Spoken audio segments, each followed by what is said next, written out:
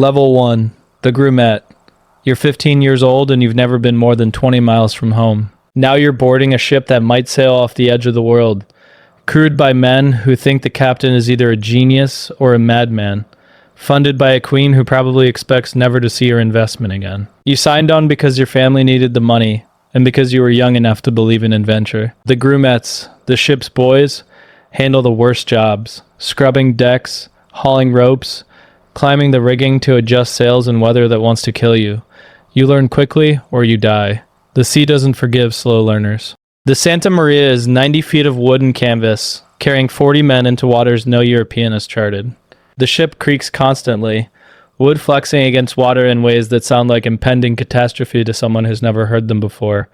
You learn to tell the dangerous sounds from the normal ones. You learn that ships are never quiet, that the sea is never still, that anyone who expects comfort at sea has never been at sea. The captain, Colon, the Genoese, keeps his course calculations secret, keeps his real distance estimates hidden in private logs, keeps the crew calm with lies about how far they've traveled. He tells them 900 leagues when they've actually sailed 1100. He manipulates the numbers to prevent panic, to maintain control, to push further than frightened men would willingly go. You hear the older sailors whisper about mutiny. They gather in small groups when officers aren't watching, speaking in the low tones of men planning violence. You hear them calculate how long the food will last, how long the water will hold, how long before the wind stops and you're stranded in an ocean that extends forever. The fear is contagious. Even the men who believe in Colon's mission are starting to wonder if belief is enough. Your job is to turn the sand glass every 30 minutes, day and night. If you fall asleep and miss the turn, the navigation goes wrong and everyone might die. No pressure. You develop the ability to snap awake at exactly the right moment, a skill that will never be useful again and might not be useful now. Weeks pass. The sea stays empty. The crew's fear transforms into anger, anger into desperation. You see men praying who've never prayed before. You see officers checking weapons and positioning themselves between the captain and sailors who've stopped pretending to be loyal. Then, on October 12th, a lookout shouts the word that changes everything. Tierra. Land? After 33 days of nothing but water and sky, there's land. The crew nearly riots with relief. The captain claims a reward for first sighting, even though a common sailor saw it first. You file this away as a lesson about how power works. The island they call San Salvador is inhabited by people who've never seen Europeans, ships, steel, or Christianity. They row out in canoes to meet you, curious rather than afraid, offering gifts with a generosity that suggests they've never encountered, people who take without reciprocating. They're naked, which shocks some of the crew and delights others. They wear gold ornaments, which interests Colon more than anything else about them. You watch Colon plant a flag and claim everything in sight for Spain, as if the people living here are furniture that comes with the property. He reads a proclamation in Latin that nobody understands, performing a legal ritual that supposedly transfers sovereignty from people who've lived here for centuries to a queen who's never heard of this place. The locals watch politely, probably wondering what this strange ceremony means. They'll find out. You're a teenager. You don't understand the implications yet. You see friendly natives sharing food and water, helping the foreigners who've arrived on their beach. You don't see the beginning of a conquest that will reduce their population by 90% within 50 years. You'll understand them soon. You've been promoted to marinero, ordinary seaman. You know the ropes now, literally. You can reef a sail in a storm, read the wind, navigate by stars that looked unfamiliar a month ago. The voyage has transformed you from a boy who'd never left his village into something harder, more competent, more suspicious of anyone claiming to know what lies ahead. The fleet explores islands that seem endless. Colon is convinced he's reached Asia, that the spice markets and gold cities are just over the next horizon. The evidence keeps not supporting this theory, but the captain believes what he needs to believe. You learn another lesson about power. It can sustain delusions that would destroy ordinary men. The Santa Maria runs aground on Christmas Day, the flagship of the expedition, destroyed by a reef because the officer on watch let an inexperienced GRUMETE steer. You help salvage what you can. You help build a fort from the wreckage. You're one of the men who will stay behind when the surviving ships sail for Spain, guarding this first European settlement, in what they're already calling the New World. Except you're not, At the last moment, the captain needs experienced sailors for the return voyage. You're reassigned to the Nina. The 39 men left at the fort will all be dead when the next expedition arrives. You'll never know exactly what happened to them. You'll be able to imagine Level 3, CONTRAMAESTRE. The return voyage brings you promotion and the beginning of wealth. Not much. Seamen don't get rich, but enough to change your family's circumstances. You bring back stories that will get you drinks for the rest of your life. The sea that didn't end, the islands that appeared from nowhere, the people who had no concept of private property because they'd never needed one. You sail again with the second voyage. More ships, more men, more ambition. This time you're a contramaestre, a petty officer responsible for rigging and sails. This time you understand what's actually happening. The colonization isn't about exploration anymore. It's about extraction. Gold, slaves, anything valuable that can be shipped back to fund more extraction. The Taino people who greeted you as guests now understand you're invaders. Resistance begins, and with it, suppression that teaches you new things about human capacity for cruelty. You watch men you sailed with commit acts that would get them executed in Spain. You watch officers who prayed to the Virgin before every voyage order punishments that the Virgin would weep to witness. You participate because participation is required, and refusal is death. The gold isn't as abundant as Colon promised. The paradise isn't as paradisiacal. Disease spreads in both directions, killing colonists and natives alike, but killing natives faster and in numbers that start to feel like extermination.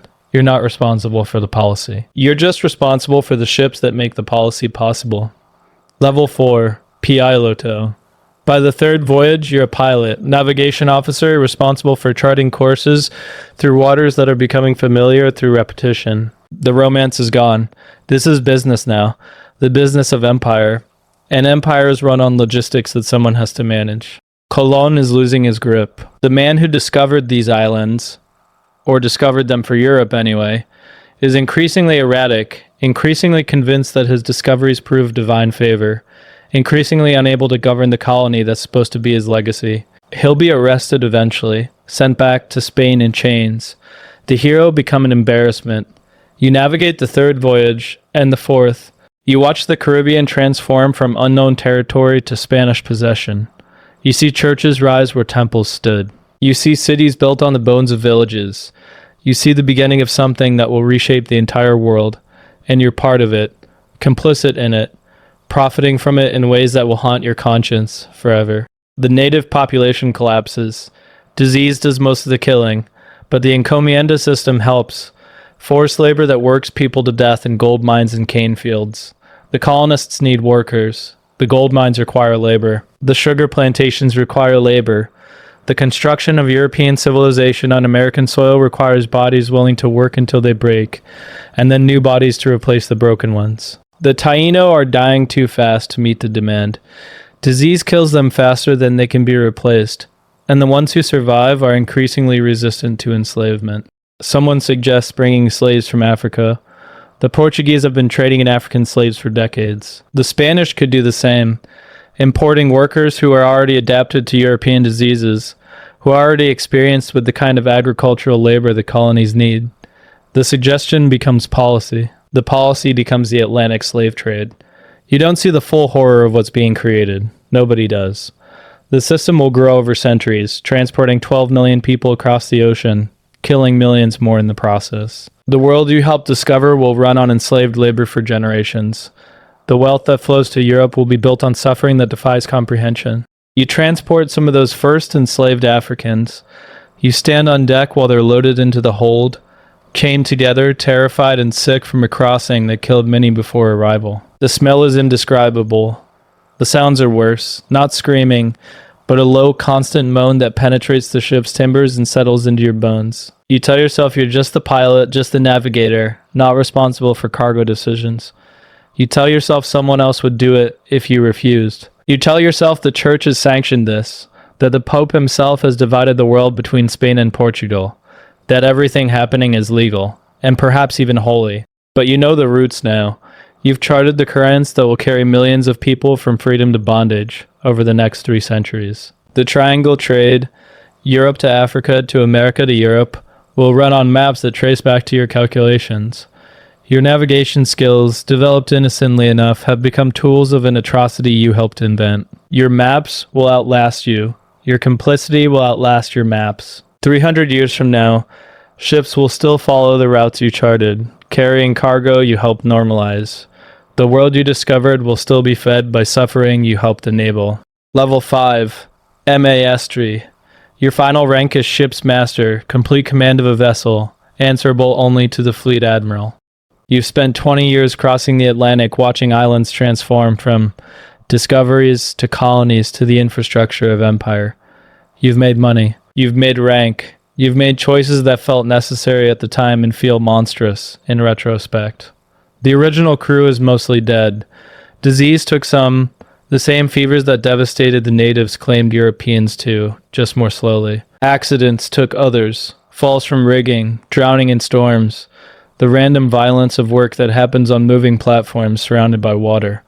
Violence took its share. Bar fights, colonial conflicts, punishments gone too far. The simple attrition of dangerous work over decades has reduced your original companions to a handful of old men who remember a voyage that feels like it happened in a different world. The boys who turned sand glasses are either promoted or buried. You know their names still. The ones who didn't make it. Pedro, who fell from the mainmast in a squall. Juan, who caught fever in Hispaniola and was dead within a week. Miguel, who picked a fight with the wrong colonist and learned that equality on board didn't extend to equality on shore.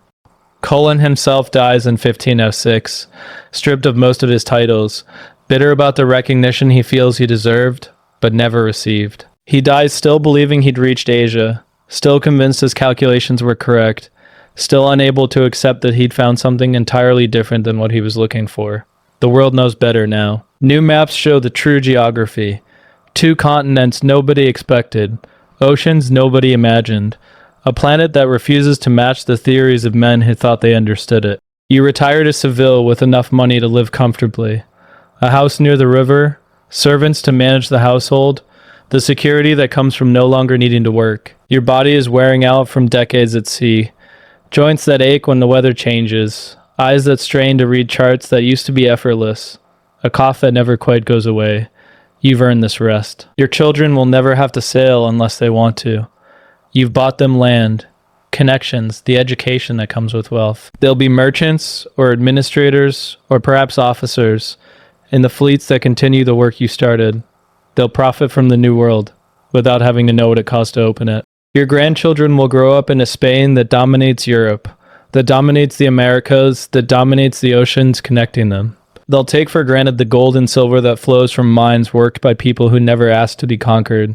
They'll wear cotton harvested by hands that aren't free. They'll sweeten their chocolate with sugar grown in fields that run on human suffering. They'll inherit an empire without understanding what the inheritance required. The maps you helped create hang in navigation offices. The routes you charted carry treasure fleets. The world you helped discover has been divided between European powers who will spend centuries fighting over its spoils.